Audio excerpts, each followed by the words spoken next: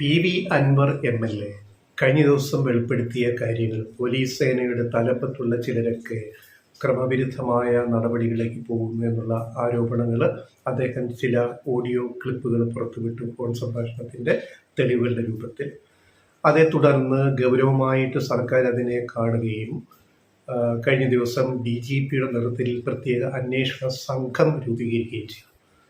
അതായത് സംസ്ഥാന DGP അന്വേഷണ കമ്മീഷന്റെ തലപ്പത്ത് മറ്റ് 4 മുതിർന്ന IPS ഓഫീസർമാരെ വെച്ചിട്ട് അന്വേഷണം നടത്താനാണ് സർക്കാർ തീരുമാനിച്ചിരിക്കുന്നത്.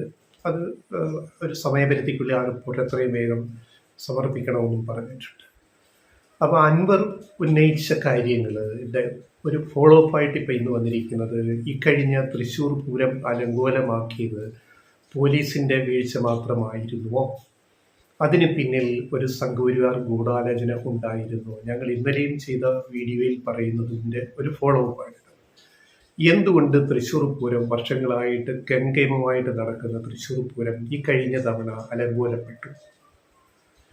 ഇലക്ഷൻ്റെ അടുത്ത ഒരു സമയത്ത്, ലോക്സഭ ഇലക്ഷൻ്റെ അടുത്തൊരു സമയത്ത് അതെങ്ങനെ അലങ്കോലപ്പെട്ടു? അത് സുരേഷ് ഗോപിയുടെ വിജയത്തിലേക്ക് എങ്ങനെ കലാശിച്ചു? ഇത്തരം രാഷ്ട്രീയ മാനങ്ങൾ ഇതിനകത്തേക്ക് കടന്നു വരുന്നു. മാത്രമല്ല, തൃശ്ശൂർ പൂരം ഇത്തവണ തർക്കത്തിനൊടുവിൽ ഇതെല്ലാം അലങ്കോലമാക്കിയത് സിറ്റി പോലീസ് കമ്മീഷണർ അങ്കിത് അശോകാണെന്ന് ഉള്ള കാര്യങ്ങൾ പുറത്തു വരുന്നു. അദ്ദേഹത്തെ സ്ഥലം മാറ്റാൻ സർക്കാർ നിർദ്ദേശിക്കുന്നു. പക്ഷേ ഇലക്ഷൻ കോഡ് ഓഫ് കോണ്ടക്ട്, തെരഞ്ഞെടുപ്പ് ചട്ടം ബാധകമായതുകൊണ്ട്, ഇലക്ഷൻ പ്രഖ്യാപിച്ചതുകൊണ്ടും പ്രചാരണ സമയമായതുകൊണ്ടും അത് ഇലക്ഷൻ കഴിയാതെ ചെയ്യാൻ സർക്കാരിന് അധികാരമില്ല. ഇലക്ഷൻ കമ്മീഷന് മാത്രമേ അധികാരമുള്ളൂ. അങ്ങനെ അങ്കിത് അശോക് ആ സ്ഥാനത്ത് പിന്നെയും കുറേ നാൾ തുടർന്നു. അപ്പോൾ വൈകിട്ട് ചെണ്ടമേളത്തിന് നിരോധനം ഏർപ്പെടുത്തുന്നു. അലങ്കാരിക വിളക്കുകൾ കത്തിക്കാൻ അനുവദിക്കുന്നില്ല. അതിനുശേഷം രാത്രി വെളുപ്പാങ്കാലത്ത് നടക്കേണ്ട വെടിക്കെട്ട് പിറ്റേന്ന് പകലിലേക്ക് നീളുന്നു. അതിൻ്റെ പ്രതിഷേധം അവിടെ ഉയരുന്നു. രാത്രി 2:45 BJP നേതാക്കൾ അവിടെ എത്തുന്നു. കുറച്ചു കഴിഞ്ഞ് സേവാഭാരതിയുടെ ആംബുലൻസിൽ 3 മണിയോടെ നടനും സ്ഥാനാർത്ഥിയുമായ BJP സ്ഥാനാർത്ഥിയുമായ സുരേഷ് ഗോപി എത്തുന്നു. അവരതിൽ ഇടപെടുന്നു. ഇത് പോലീസ് അട്ടിമറിച്ചു, അന്വേഷണം വേണമെന്ന് ആവശ്യപ്പെടുന്നു. ആ BJPയുടെ പ്രമുഖ നേതാക്കളും RSS നേതാക്കളും ഉൾപ്പെടെ ആ സ്പോട്ടിൽ വെളുപ്പിന് 2:30-3 മണിക്ക് അവിടെയുണ്ട്. ഇതെല്ലാം കൂടെ കൂട്ടി വായിക്കുമ്പം അങ്കിത് അശോക് എന്ന് പറയുന്ന ഒരു IPSകാരൻ്റെ അബദ്ധം മാത്രമാണോ ഇത്? പിന്നെ IPSും പാസ്സായി, സിവിൽ സർവീസിൽ IPSും പാസ്സായി വരുന്ന ഒരു ഉദ്യോഗസ്ഥന് ഒരു ക്രമസമാധാന സിറ്റുവേഷൻ നേരിടാനുള്ള എല്ലാ പരിശീലനവും കിട്ടിയിട്ടാണ് വരുന്നത്. തൃശ്ശൂർ പൂരം പോലെ ഒരു മഹാജനസഞ്ചയത്തെ കൈകാര്യം ചെയ്യാൻ, അത് നേതൃത്വം കൊടുക്കാൻ അങ്കിത് അശോകിന് സാധിക്കും. അത്തരം ട്രെയിനിങ് കിട്ടിയിട്ടാണ് വരുന്നത്. അപ്പോൾ ഒരു തെറ്റായ തീരുമാനമൊന്നും അവിടെ ഉണ്ടാവില്ല. പിന്നെ ആരാണ് ഇതിന് പിന്നിൽ കളിച്ചത്?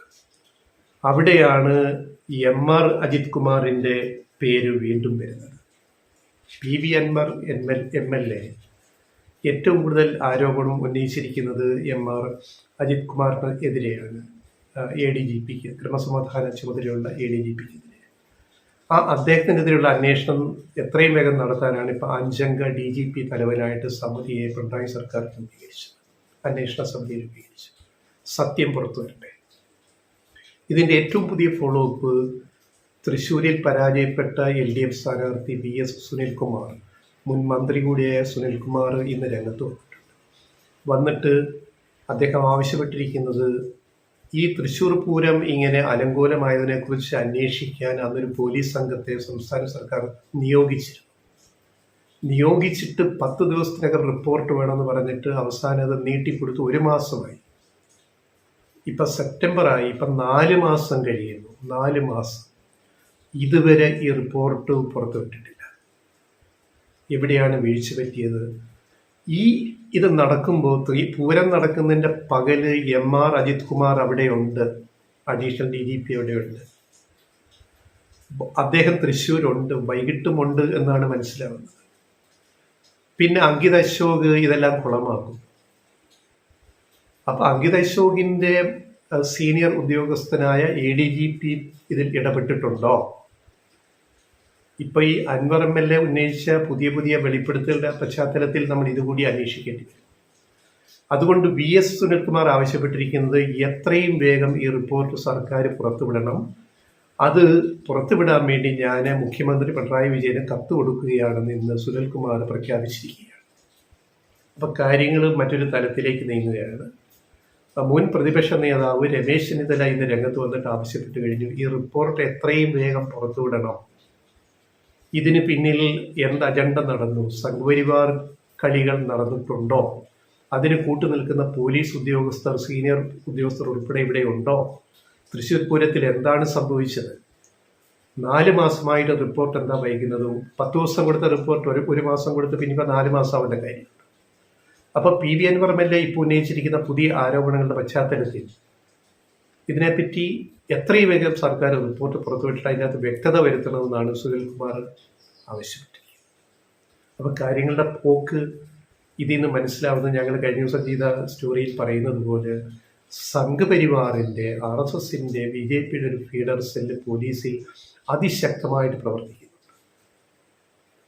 അതിൽ വളരെ സീനിയർ പോലീസ് ഉദ്യോഗസ്ഥർ പോലും അതിൽ പങ്കാളികളാണ് എന്നാണ് PV അൻവർ തെളിവ് സഹിതം, തെളിവായിട്ടെടുക്കാവുന്ന കാര്യങ്ങൾ സഹിതം, തെളിവാണോ ഇല്ലയോ എന്ന് പോലീസും കോടതിയും തീരുമാനിക്കട്ടെ, തെളിവായിട്ടെടുക്കാവുന്ന വിവരങ്ങളാണ് PV അൻവർ MLA പുറത്തുവിട്ടിരിക്കുന്നത്. അത് അന്വേഷിക്കാതിരിക്കാൻ സംസ്ഥാന സർക്കാരിനാവില്ല. അതുകൊണ്ടാണ് സർക്കാർ എത്രയും പെട്ടെന്ന് ഇപ്പോൾ അന്വേഷണ സമിതിയെ നിയോഗിച്ചത്. അതോടൊപ്പം തൃശ്ശൂർ പൂരം എങ്ങനെ അനുകൂലമാക്കി, അതിൽ വെറും ഒരു പോലീസ് ഓഫീസർ മാത്രമേ ഉള്ളൂ, പിന്നിൽ ആരൊക്കെയുണ്ട്, ആരൊക്കെ കളിച്ചിട്ടുണ്ട്, എങ്ങനെ സംഘപരിവാർ BJP നേതാക്കൾ ആ സ്പോട്ടിൽ വെളുപ്പിന് 3 മണിയോടെ എത്തുന്നു, എങ്ങനെ സുരേഷ് ഗോപി ഞാൻ ഉറക്കത്തിൽ തന്നെ വിളിച്ചു പൊക്കിക്കൊണ്ടുവന്നെന്ന് പറയുന്ന ആ നാടകങ്ങൾ സേവാഭാരതി കൊണ്ടുവരുന്നു. അപ്പം ഇതൊക്കെ വെച്ച് നോക്കുമ്പോൾ സുനിൽകുമാർ എന്ന് പറഞ്ഞൊരു കാര്യം, ജയസാധ്യതയുള്ളൊരു സീറ്റിൽ ഈ തൃശ്ശൂർ പൂര വിവാദം അദ്ദേഹത്തിൻ്റെ വിജയത്തെ ബാധിച്ചു എന്നാണ്. സത്യമാണ്. കാരണം ഇതിനിപ്പോൾ ഒളിച്ച് മുന്നോട്ട് കൊണ്ടുപോകാൻ പറ്റില്ല. സംഘപരിവാറിൻ്റെ ഈ അജണ്ട സെറ്റ് ചെയ്യുന്നത് ഒളിച്ച് മുന്നോട്ട് കൊണ്ടുപോകാൻ പറ്റില്ല. PV അൻവർ MLA പറഞ്ഞിരിക്കുന്ന തെളിവായിട്ടെടുക്കാവുന്ന കാര്യങ്ങളും തൃശ്ശൂരിലെ പൂരത്തിൻ്റെ പോലീസ് റിപ്പോർട്ടൊക്കെ ചേർത്ത് വെച്ചിട്ട് നമുക്ക് ഇനിയും പല കാര്യങ്ങളും ഇനിയും വിലയിരുത്തേണ്ടി വരും. അതിലേക്കാണ് കാര്യങ്ങൾ പോകുന്നത്.